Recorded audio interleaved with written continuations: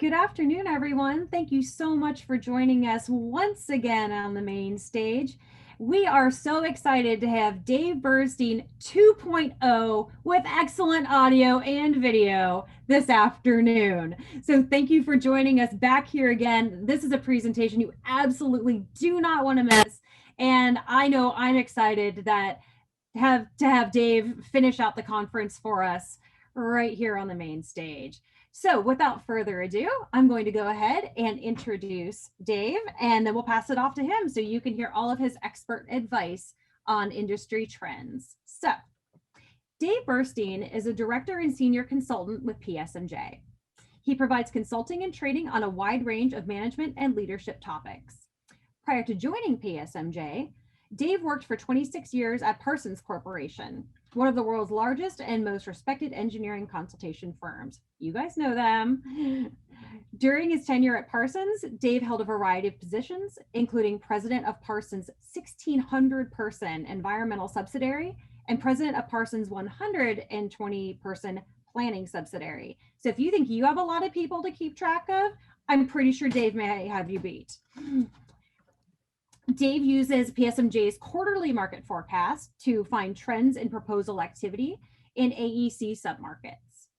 Dave has both bachelor's and master's degree in civil engineering from New Mexico State University. I know we've got some proud members there, and has completed the Quasi Executive Quality College program. He has been a registered and professional engineer in many states and is a diplomate of environmental engineering. And without further ado, I give you Dave Bernstein. Take it away, Dave. Justin, thank you very much for that very generous introduction. Much appreciated. Can you see my screen? Sure can, Dave. Great. Okay, so I was going to just tell a little bit about myself, but I'm not nearly as eloquent as Justin, so I think I can probably skip this part. I do, though, want to say hello to all of you fellow Aggies who drove up from I-25. A little bit on the agenda today. I want to just give you my take on the coronavirus crisis, and in particularly how it affects our industry. And then I want to tell you a little bit about a survey that we did of employees and project managers at the very beginning of, after just a few weeks of working from home. And I think you'll find some of those results interesting. We then did another survey just recently, only a couple of weeks ago, where we looked at the first half of 2020 for some key financial indicators compared to 2019. And I think that some of the comparisons are pretty interesting. I'll tell you about those. Then I want to look a little bit in the future and talk about market trends in different markets, particularly the transportation markets. I want to obviously focus on those. Give you a few recommendations, some recommendations for the consultants in the audience, and also some recommendations for the agency people in the audience. And then we'll throw it open for a little bit of Q&A. So the first thing about the COVID-19 crisis is, boy, there's a lot of uncertainty. And I would have thought, actually, after all these months, a lot of this uncertainty would be going down, but it's just not the case. And this is some recent information from the University of Washington, which seems to have about the most respected forecasting group around. And just look at some of these different scenarios here. First of all, this line is up until now. You can see here's where we are in late September. If everyone wears a mask, this is what they're projecting. They're even under those situations, they're still projecting a bit of an upturn. If the reference scenario is where they consider the most likely scenario, in which case, again, a significant upturn, leveling off at something close to 1,000 deaths per day. 3,000 deaths per day. And if people continue easing, it's like this really scary asymptotic curve. So a lot of unknowns. And certainly this is a great indication that regardless of your political persuasion, they're, paying attention to all the basic CDC safeguards really can make a difference. So what we've got now, I think, is basically a race. We're in the home stretch of this race between The second wave, which it appears already is on us and is increasing and possibly increasing exponentially, and the race to develop one or more workable vaccines, which also looks really, really good. So hopefully the vaccine is going to win this race, and the second wave will be truncated. Some interesting things looking at the labs that are developing vaccines. This is just July. It's just a few months ago, and you can see that basically 15 vaccines out of 155 vaccines, 15 of them were in phase 1, 11 in phase 2, 4 in phase 3. One was limited use approved. This was actually a Chinese vaccine that was only being given to the Chinese military. If you fast forward just a few months, look at the difference here. In phase 1, we've gone from 15 to 27, almost doubling. Phase 2, significant increase from 11 to 15. Phase 3, well, the approved has gone to 0 because I think people have reclassified that Chinese as actually being in phase 3. So this was really probably 5. But even in phase 3, we've gone from 5 to 9, almost doubling in phase 3. So this is really, really positive and exciting news. And what's even more exciting is that none of these phase 3 trials have been halted for problems. One of them, the AstraZeneca trial, was halted briefly, but a week later it started up again. So all these are continuing, and the longer they continue, the better the odds are that they're going to reach a successful conclusion. This is really good news. If you look at the economic impact, this is the initial claims for state unemployment insurance, which is a pretty good indicator. And you can see we were down around 250 to 300,000, actually in the low 200,000s before. And then all of a sudden, boom, we just took this huge, huge spike. And it's been coming down some, but in recent weeks, it's kind of leveled off at around 800 to 900,000 per week. And it doesn't seem to be going down much. So the initial boost to the economy from opening things up seems to be done. And we're now still at triple the level that we were in terms of initial unemployment claims. So it's definitely taking a hit on the economy. That's the bad news. A little bit of good news for our industry. If you look at all the different sectors, our industry by NAICS code is code 55. And you can see that our impact is actually less than the national average. And this is different from what we saw in the 2008 recession, where our industry was really, really hit hard, much harder than the national average was. So the good news for our industry is that as bad as things have been for the overall economy, they haven't been quite so bad for us. And this is indicated in some employment data. If you look at employment since the beginning of 2019 in the United States, this is all employees in the architect engineering industry, not construction. So we had just under 1.5 million employees in the beginning of 2019, and it went up nice and steady. And then all of a sudden, boom, here's the COVID-19 hit. And we dropped about 5% within a month. But the good news is, well, actually, there's two pieces of good news. One is a 5% drop is not that steep, certainly compared to what we saw in 2008, where it was a lot steeper than that. I would suggest that most organizations, public and private sector, really can tolerate a 5% drop. If they're able to cull out the bottom 5% of their workforce, not only does it probably not really weaken them much, in most cases, it probably even strengthens them a little bit, even though the numbers are down. But then the other piece of good news is around April, things started going back up, and they've been going up fairly nicely. And so we're actually starting to recover, and this is certainly good. This is data as of the end of August. If we look at Arizona, I know most of you are from, well, I don't know about most, but I know a lot of you from Arizona. It's really a pretty similar pattern. And by the way, if you want to get this information for your state, just go to bls.gov, which is the government website for the Bureau of Labor Statistics, and you can actually pull this out state by state. And this is all employees in the A&E industry in Arizona. And you can see again, This last month had a little bit of a dip, but that's probably a statistical anomaly. The 1 month numbers tend to go up and down, but overall you can see definitely on a recovery trend. So that's definitely good. Arizona as well nationally. If we look at wages nationally, what you can see is when the virus epidemic hit, there was definitely a hit to wages, and wages have been barely recovering in the United States all along. They went from about average of about $30, or median about $30 an hour, to about $29.30 an hour, and they're kind of cruising along, maybe inching up very gradually. The picture in the A&E industry is very different, and I think it's a reflection of the fact that our industry really has been hit less than most industries in this pandemic. If you look at wages in our industry, interestingly enough, before the COVID pandemic hit, they had kind of flattened out. They were going, if you just go back to the beginning of 19, they were going up until about August of 2019. Then between August of 2019 and March of 2020, they were pretty flat. But you can't really see the virus in this curve. Maybe a little bit of a tiny dip here, but it was very tiny.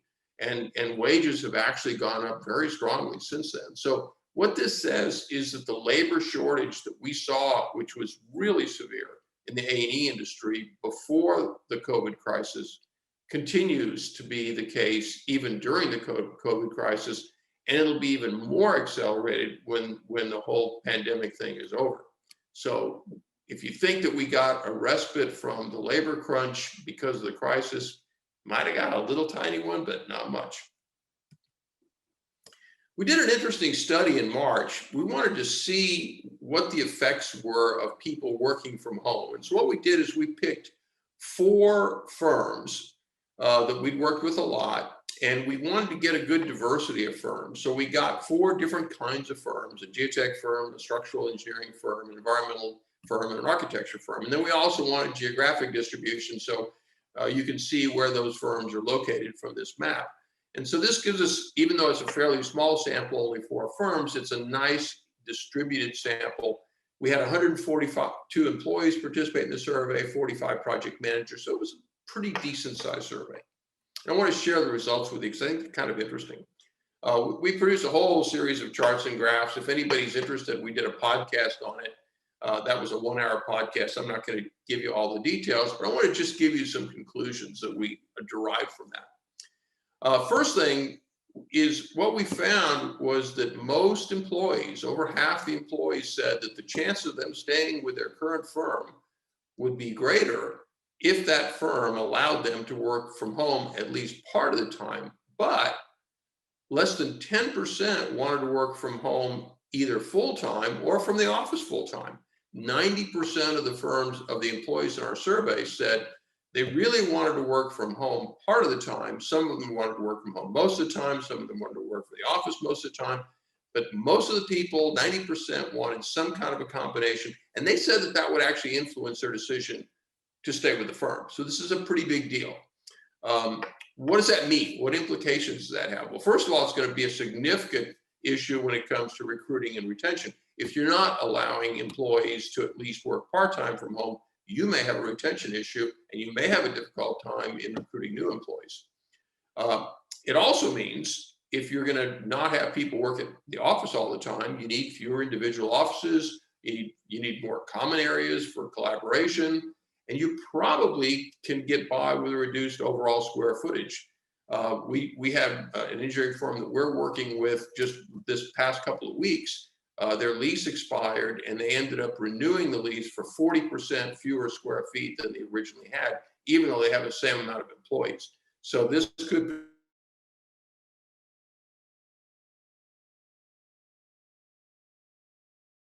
potentially be a significant saving. The biggest benefit, this is what they told us, that saving time and saving money. So the implications for you is, if you want to enhance your recruiting, enhance your retention, really focus on, and you want to allow your employees to work from home at least part of the time, focus on these benefits. The third conclusion, we asked them what the biggest challenges were. And we asked both the employees and project managers what their biggest challenges were, and really got pretty similar results. The employees said they really missed the socialization. The project manager said they really missed the ad hoc opportunities to exchange ideas and collaborate. So what that means for you is when you have a workforce that's maybe currently all remote or partially remote, and maybe in the long term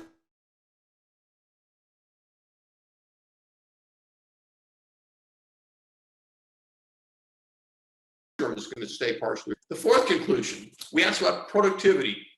And what we saw in productivity, when we asked the employees, they said, well, we think overall, they said, we think that productivity is about the same working from home as in the office. But we got a different answer with project managers. When we asked the project managers the same question, they said, no, our perception is that productivity is less when you have a project team working from home than it was when they were all working in the office. What does that mean? Well, it means that project managers really need to improve their project management skills if they're going to have remote team members, which looks like, for a lot of firms at least, is going to be a permanent part of the landscape. Last conclusion. When we ask project managers how much time are they spending managing a remote project team versus when everyone was in the office, they're telling us that they're spending considerably more time managing remote teams. What that means is not only do project managers have to up their game and improve the way they manage projects and get a little bit more structured about it, but your firm probably needs more project managers. And that's true whether you have an agency or a consulting firm. Because if project managers are having to spend more time managing the teams, that means the percentage of hours that's dedicated to project management is going to be greater, and you're going to have more time, more project managers to manage a given volume of projects. This is, I think, an important finding because firms are, and agencies for that matter, are already having a hard time having enough project managers, and this is going to make it even worse, and it's going to increase the requirements to either hire or develop more project managers to manage the same amount of projects. We did a different study then, and we looked this time at financial impacts. We looked at 105 firms, and we compared their performance in the first half of 2020 to what their performance was in 2019. And this is just a little histogram on the size distribution of those 105 firms. You can see that we got a good assortment of firms of all sizes. The biggest percentage were in the 21 to 100 employee size range, but we got larger firms and smaller firms as well. So here's what we looked for. We looked for 3 different key performance indicators. And if you look at profitability, it's really a function of 3 metrics. The first one is labor utilization, measured on a dollar basis, not a labor hour basis. The second one is the achieved direct labor multiplier. And the third one is non-labor overhead. That's all indirect costs other than indirect labor. And if you're interested, I can share with you an actual equation that shows how you can calculate profitability if you know these 3 variables. So these are the key things to look at. So let's take a look at the results. The first thing we looked at is utilization. What we saw with utilization was not much of a change. Regardless of what the firm size group was, there was less than about a 2% change either up or down in utilization. 2% is not insignificant, but you can see there's really not a pattern here. And overall, if you average all these things together, what we saw was that there was the change in utilization between the first half of 2020 versus the first half of 2019 is really well within the margin of error of the survey. So essentially no change in utilization as a result of everybody working from home. Then we looked at the achieved direct labor multiplier, and we saw a very, very different picture. The firms of less than 100 employees saw a significant drop in direct labor multiplier, whereas the firms of over 100 employees saw a slight increase in direct labor multiplier. And what that tells us is when we work with firms of over 100 employees, in general, they tend to have more formal and more structured project management processes, whereas in the smaller firms, they tend to manage the projects by the seat of their pants. Well, if you have a small firm and everybody's in the office all the time, every day, you can get away with managing projects by the seat of your pants. But those techniques really aren't very effective when all of a sudden, and it was literally all of a sudden, everybody's not in the office anymore. You have a remote team. Everybody's in their basement or at the kitchen table or wherever their workspace happens to be. And now those informal techniques for managing projects really aren't very effective. Whereas the larger firms with a more structured project management approach not only didn't see any reduction in direct labor multiplier, they actually saw an increase. So big difference here. When we look at the third variable, non-labor overhead, we really didn't even need to ask about that because we know everybody's non-labor overhead is way down. For example, travel, which is one of the major components of non-labor overhead. Look at what's happened to travel, business travel. After 9/11, it was down by 11%. During the Great Recession, it was down by 8%. During COVID-19 pandemic, down by 89%.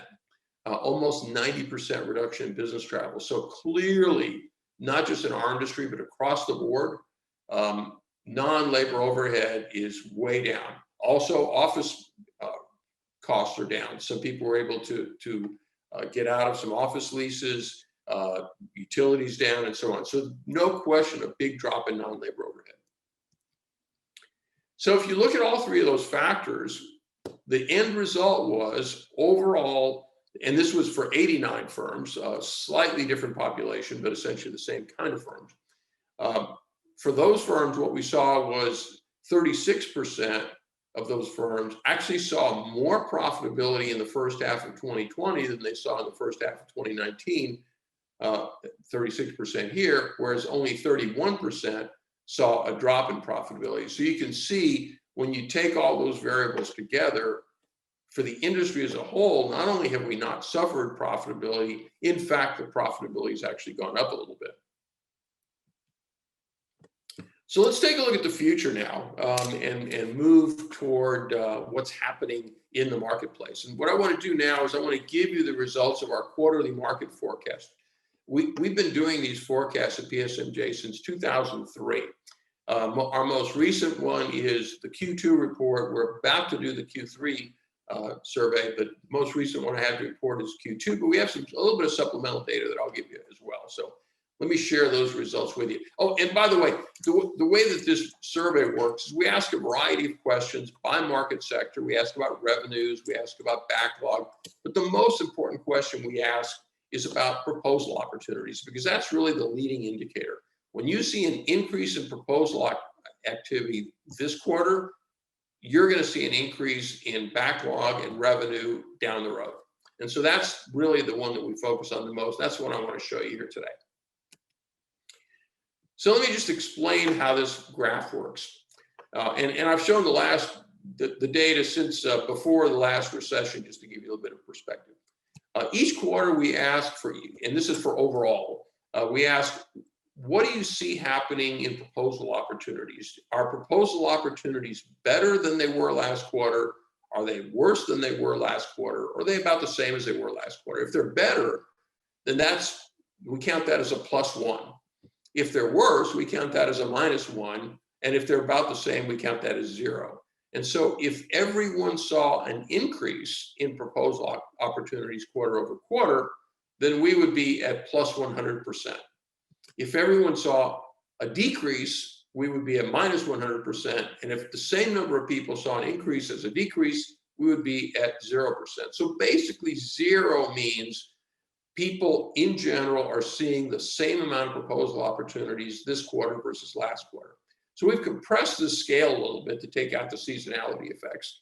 This is the year end for each year going back to 2007 all the way to 2018, and then we've kind of expanded it after that. You can see that here's the recession right here. Our plus-minus index was -33%. That means a third more people were seeing decreases in proposal activity than increases. It bounced back after the recession was over, and you can see it's been in positive territory ever since, which means that every single quarter, in fact, these only show the year end, but the quarterly results are the same. And you can see that every single quarter has shown an increase in proposal activity over the previous quarter until April. And now you can see what happened in April. The decline in April, minus 41%, was even more steep than the minus 33% in the Great Recession. So we saw a big drop. After April, we started collecting data on a monthly basis rather than just quarterly because things have been happening so quickly. And you can see it stayed in negative territory in May, in June, and then in July and August, it's gone back to just about zero. So what we're seeing here is after several months of declining proposal activity in the A&E industry, things have stabilized over the last couple of months. It'll be interesting to see what happens when we crunch our data for September. But certainly for the last 2 months, we've seen it at least stabilize. Now, it hasn't gone up, so it hasn't made up for the shortfall that we had here, but at least it's not getting any worse. Now, that's for the industry as a whole. We also look at different market sectors. We look at a total of 55 sectors. These are the major sectors. Then we look at subsectors within this. Let me just show you how to read this graph. This was December 19, 2019, the red dots. And you can basically look at that as a historical baseline pre-COVID-19. And you can see that some markets were better than others. You know, housing was really hot, healthcare was really hot, water, wastewater, really hot. Some maybe not quite as good, commercial developers, light industry, education, but everything was significantly to the right of the zero line. So at the end of last year, pre-COVID, every single market was good for the A&E industry, some better than others, but they were all good. Fast forward to March of this year, after the COVID crisis hits, and look what happened to the blue dots. Every single red dot moved to the left. And you can see, particularly in the case of the private sector markets, they not only moved to the left, they moved to below zero. So now we're seeing decreases in proposal opportunities in every single private sector market. In the public sector markets, the moves were not quite as much. You can see in transportation, for example, even though it went to the left, it didn't get below zero, which means still a slight increase in proposal activity. In the mixed markets, kind of a little bit in between. So you can see now, whereas in December of 2019, everything was good. Now it really depends on what markets you're in. If you're in healthcare, it's still pretty good. If you're in water, wastewater, still pretty good. If you're in transportation, still just sort of okay, not bad. But if you're in the developer or commercial user market, nightmare. Fast forward to August. And if we compare July and August, what we see here is the most recent data is August. And you can see now things are starting to come back in a lot of these markets. But if we look at transportation, it's kind of middling around here near zero. So because most of the people here are interested in transportation, I pulled up just the transportation market. So let's take a look at transportation and see what's happening. First thing that you can see in the transportation market, and this is nationally, and this is all kinds of transportation projects. This is everything from airports to highways to transit, everything, bridges and so on. And you can see during the last Great Recession, this market never dipped below zero. In other words, we never saw a quarter over quarter decline in proposal opportunities in transportation. That's not the case here. In the last few months here, we saw not hugely negative, but consistently negative results in April, in May, and in June, each month being lower than the previous month. And then it kind of got back up to even. So the good news is it seems to have stabilized in transportation. If we look at the transportation submarkets that are most relevant to the people in this audience, what we can see here is in roadway design. Here you can see definitely some effects in the recession. Really came up, been declining, and now it's actually kind of about flat. So, just sort of okay. Bridge design, very similar, kind of been declining, flat in the most recent survey. Transportation planning has gone more negative, and traffic studies have gone significantly more negative. So it'll be interesting to see what happens to these markets when we crunch the data for September next month.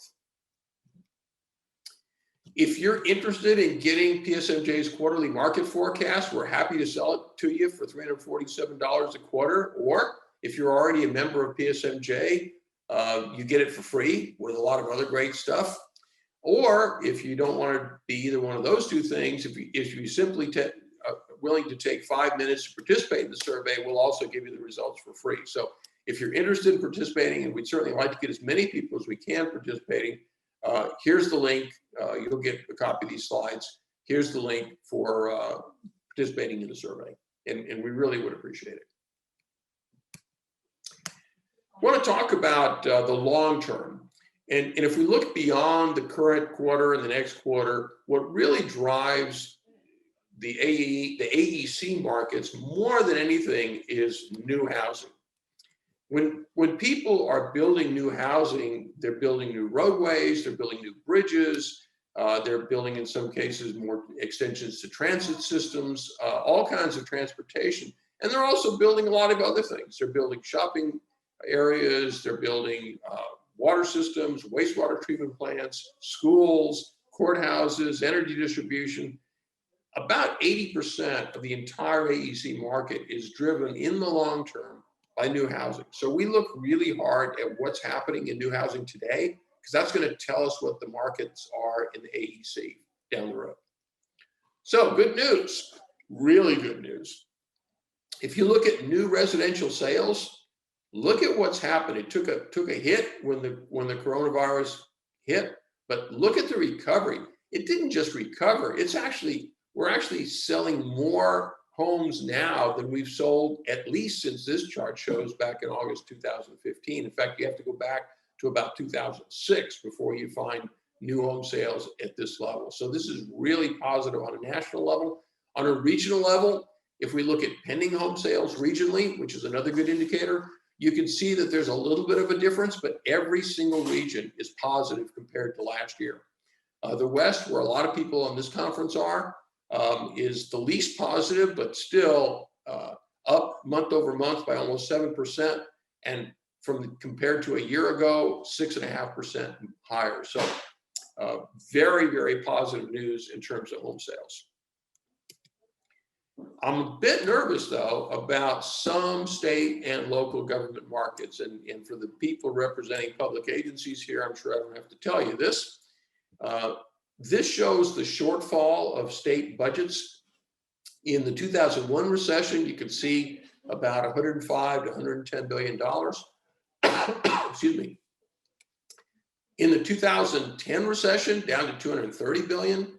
And people are expecting $290 billion dip next year in this recession. So significantly more severe than either of the previous two recessions in terms of lost tax revenues. If you want to look at which states are likely to be hit the hardest, this is a good indicator. The states in gray are able to withstand those shortfalls much better than the states in yellow, and way better than the states in orange. So depending on where your state is, I think this is going to be an indicator. I want to look even farther ahead and talk about when the whole COVID thing is done. What are some of the long-term implications, particularly on the transportation market? And if people are going to continue working from home to a much greater degree than they did, and I believe they will, especially they're going to stay away from rush hour driving to work. And a lot of them are going to be staying away from driving to work altogether. So the long-term impact of this may be that the current strain on surface transportation, and I live in both Atlanta and Tampa Bay, and particularly in Atlanta, it looks like this just about every rush hour. It might not be quite so bad. So that's going to take a little bit of the heat off to expand surface transportation facilities if people drive less and commute less, and I believe they will. Looking even farther down the road, when self-driving cars become a reality, and it's sort of becoming a joke that self-driving cars are the wave of the future, and they always will be. But if that future ever arrives, one of the benefits of self-driving cars is the spacing between cars can be a lot less because the reaction time of computers is much quicker than of humans. And if that's the case, then you can get a lot more cars on the same amount of roadway as before. That's going to reduce congestion even more and reduce the demand for surface transportation capital projects even more. So there's definitely a scenario post-COVID where the demand for these projects just isn't what it was. Plus, on the tax side, as people convert to more electric vehicles, California just came up with an edict that they're going to be requiring 100% electric vehicles. I can't remember what the year is. I think it's 2035. As more and more electric vehicles come online, gasoline taxes are going to become less and less reliable as a source of tax revenue. So both from a demand standpoint as well as from a supply of capital standpoint, we may see a downturn in some of the transportation markets. At the same time, there may be some other markets that are actually enhanced by the COVID crisis, even after the crisis passes by. Medical, there will no doubt be a surge in medical construction to cope with the almost certainty that this is not the last pandemic. There are probably going to be additional pandemics coming, and those need to be dealt with. Retrofitting of HVAC systems for antiviral protection is already started and will probably continue for years to come. Water and wastewater treatment, which has not been hit very hard by the COVID crisis because their revenue sources are much more stable and not reliant on tax revenues.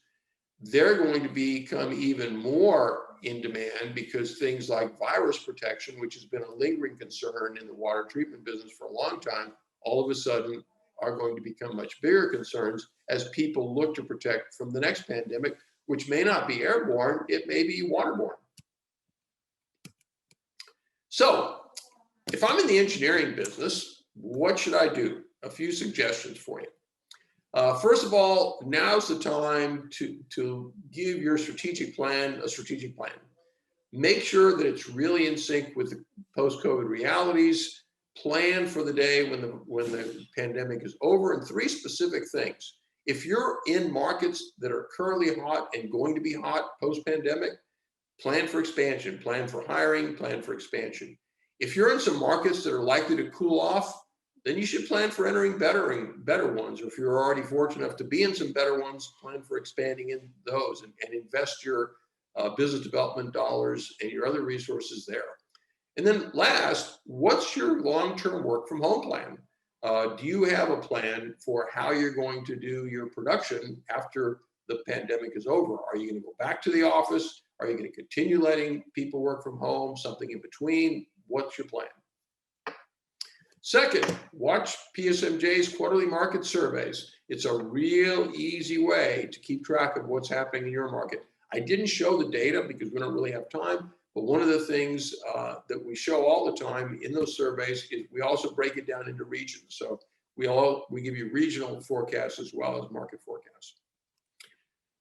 If you're in a firm that's seeing a drop in your direct labor multiplier, that's a signal that you really need to invest in improving project management. That's going to pay off whether everybody works in the office or not, but it's going to really pay off if some of the people are going to continue working at home. Now there may be a little tiny lull and slowdown. This is a great time to develop your current staff, and it's also a good time to recruit top-notch talent. And finally, it's a great time to make an acquisition. Psmj just launched a couple of months ago a new app where we allow people to list their firms confidentially as either buyers or sellers. There's a link. You might want to check it out if you're interested in either buying or selling. What if you're an agency? What should you do? Number one, my number one recommendation, lobbies for some federal funding. You need to do everything you can to make sure that the feds come through for you. I've been frankly surprised and disappointed that the feds haven't already pumped in some money into the states, because this is not a red state or blue state issue. It's an every state issue. And the states can't print money like the feds can. So I really think some federal funding to make up for tax shortfalls is definitely in order. Keep an eye on traffic counts, especially during rush hours. Now's the time to really watch those traffic counts in your local areas and see what's happening, and see what's, especially as people come back to the office, as the coronavirus starts to ease up, are people staying at home? Are traffic counts going down? Look at new revenue sources. If you're reliant on gasoline taxes or other taxes that are declining, look and see if there's some other ways, other kinds of user fees, license taxes, and so on, and try to get your state legislature to look at changing your mix of tax bases. And finally, invest in improving project management, because you're probably going to be required, as they say, do more with less. And the way you do that is through better project management. Just a little quick thing is in another couple of weeks, 3 more weeks, Psmj is having our annual Thrive conference. This year, we're going to be doing it virtually instead of in person. And so the early bird special actually expires over the weekend.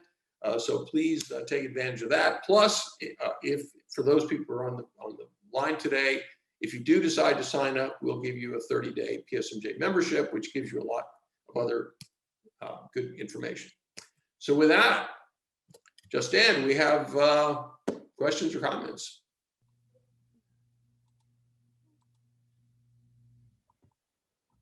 Thank you so much, Dave. After this presentation, I'm going to have to ask you about Vegas odds, I think. You're my person. Anyway, Dave, yes, I actually have a great question here for you. The question is this. I heard in the last week that lumber sales have dropped about 25%. Is that an indicator of construction reduction? That's really interesting. I had not heard that. And I mean, there are so many signs pointing to new housing construction. I just can't see how that could be such a counter indicator, because yeah, you would normally expect that if that was the case, that would point to delays. But even when you look at things like pending home sales, which are really forward looking, everything looks really positive. So I just don't see it. Well, there you have it. That is good news. Thank you so much for sharing that with us, Dave. For those of you who have asked in the Q&A section, I do want to make sure that I address your questions. One question, of course, which always gets asked is, can I have the slides? The answer is yes, and we already have them. In fact, if you look at the bottom of your screen where you'll have the chat tab, the Q&A tab, there should be another tab there. It says resources. If you click on that, you will have the slides right there. And I did also get asked, it was too fast. I need to get the link to the survey, to Psmj's survey. So I did grab that too. And I have placed that in the chat box. So if you are looking to acquire that, it is there. Again, it is also in the slides.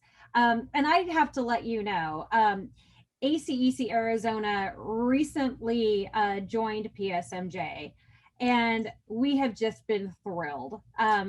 The insight that we receive from experts just like Dave are just indispensable.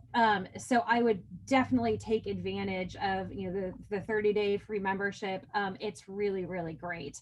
Like I said, we get all kinds of things, great information that we can share. And Dave, I am going to put you on the spot here. Okay. And by the way, thank you for the like proposing to somebody in public. It's really hard to say no. Dave, I am hoping that if we can make some arrangements, I would love it if you could possibly join ACEC Arizona during one of our monthly liaisons to share the quarterly market update with us. I would be delighted, Justin. Thank you so much. I really appreciate that. And don't worry, if I pressured you into it, you can always tell me no on the back end.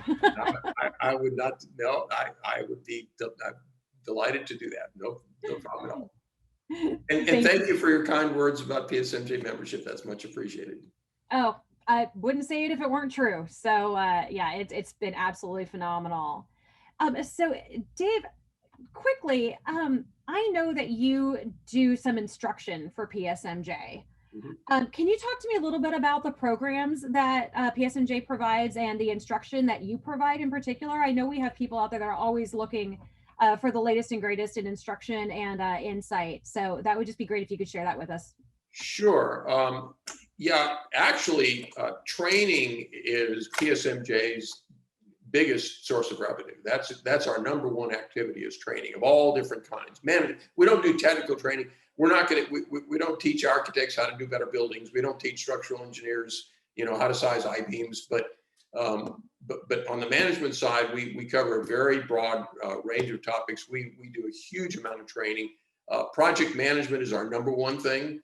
And by the way, we have recently completed converting all of our live training programs to what we're calling online master classes, which are a series of 6 2-hour sessions with homework in between.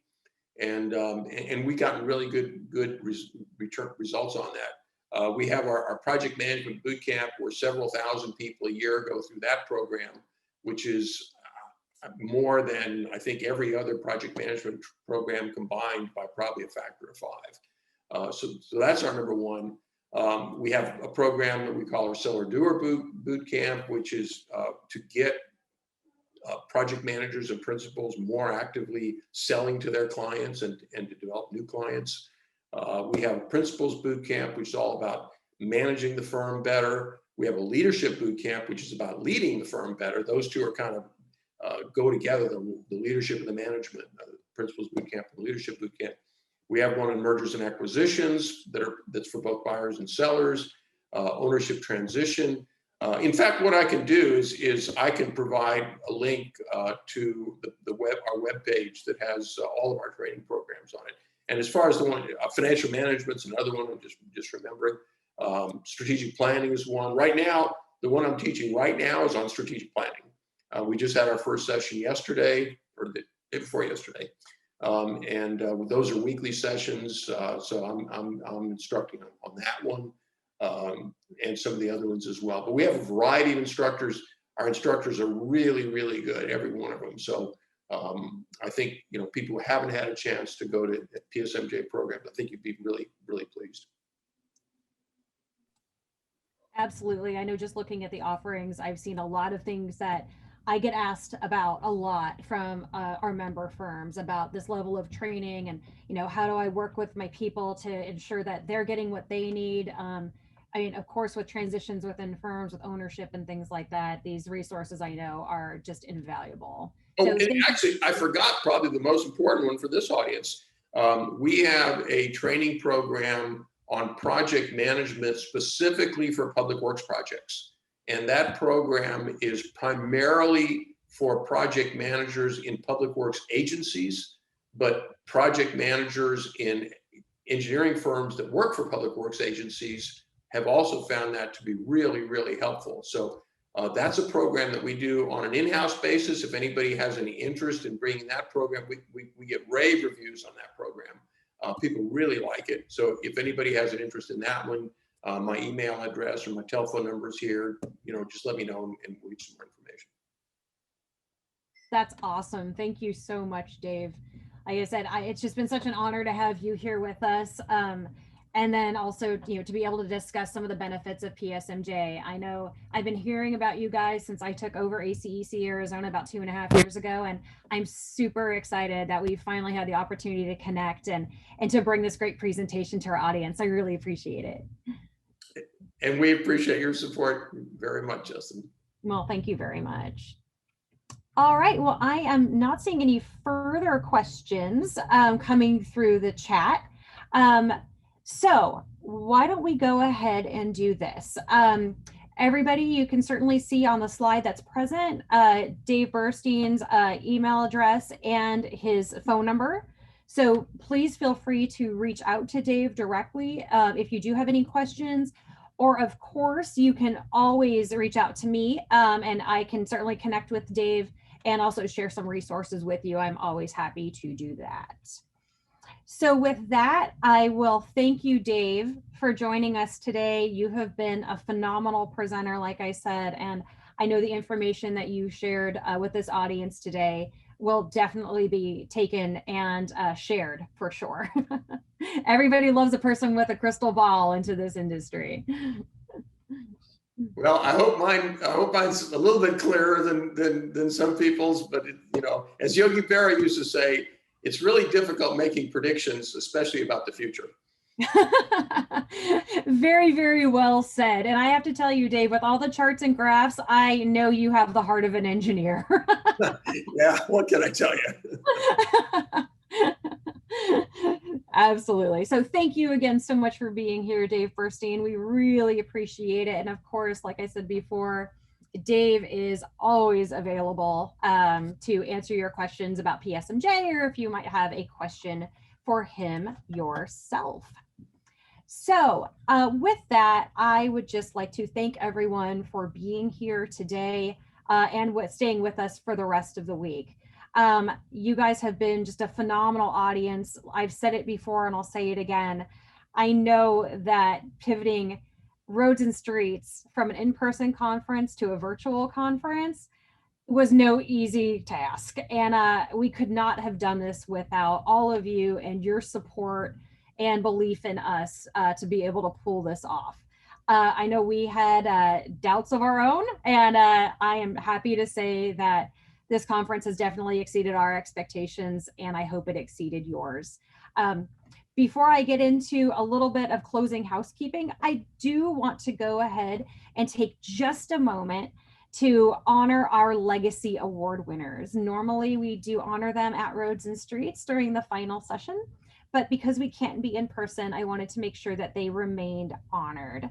So in just a moment, you will see some slides pop up with the headshot and the name of our 3 Legacy Award honorees.